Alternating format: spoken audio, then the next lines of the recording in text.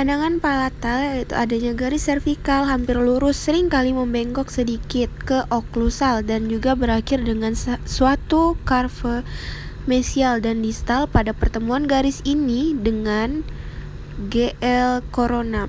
GL mesial dan distal dari corona tidak berbeda dari permukaan bukal, tetapi GL kas berbeda. Kas distopalatar hampir bulat dari daerah kotak sampai groove palatal. Kas distopalatal lebih pendek dan sempit daripada kas mesiopalatal.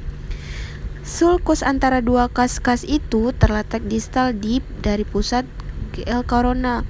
Untuk menyelesaikan GL permukaan palatal, garis yang seperti curve digambar tepat di atas ujung kas mesiopalatal, kira-kira setengah milimeter, yang menunjukkan posisi kas kelima. GL akar-akar bukal adalah sebaliknya dari GL permukaan bukal.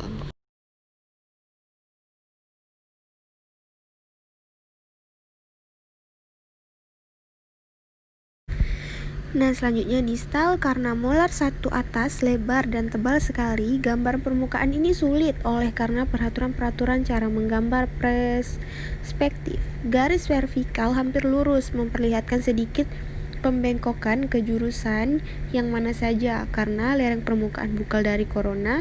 Sebagian kas mesiobukal mungkin dapat dilihat dekat kas distobukal.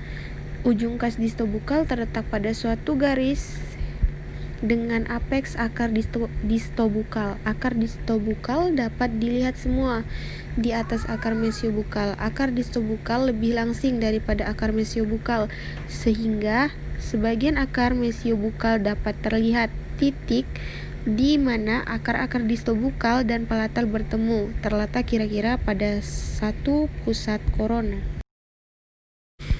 Selanjutnya mesial, yaitu pandangan mesial. Garis servikal membengkok ke oklusal, kadang-kadang lebih lurus. Bukal dari corona membengkok keluar dari batas semento enamel, kira-kira setengah milimeter, sampai titik sepertiga panjang kas bukal, kemudian membengkok ke dalam ke ujung kas yang terletak pada satu garis dengan apeks akar mesiobukal.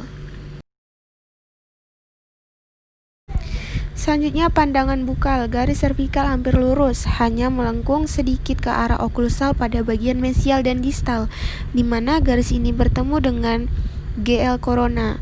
GL mesial dari corona adalah sedikit konkav di atas daerah kontak. Sambungan dari garis ini yang menunjukkan daerah kontak adalah konveks dan relatif lebar.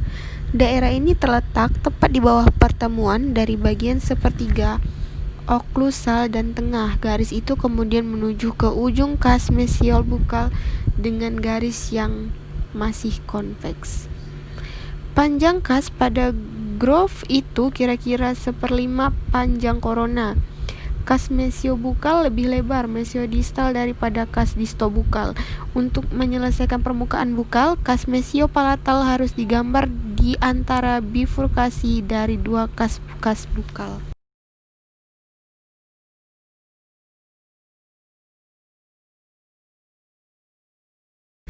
Pandangan oklusal, ada tanda-tanda yang harus diperlihatkan pada gambar ini, yaitu 1. Posisi daerah-daerah kontak, 2. Hubungan antara kas-kas, dan 3. Corak groove-groove.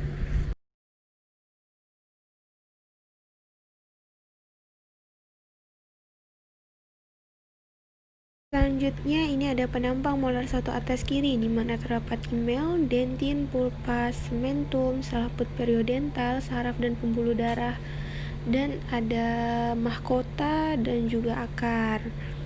Seperti gambar di sini, yaitu sisi-sisinya.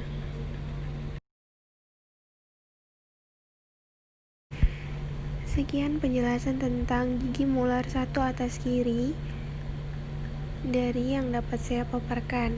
Kurang dan lebihnya saya mohon maaf.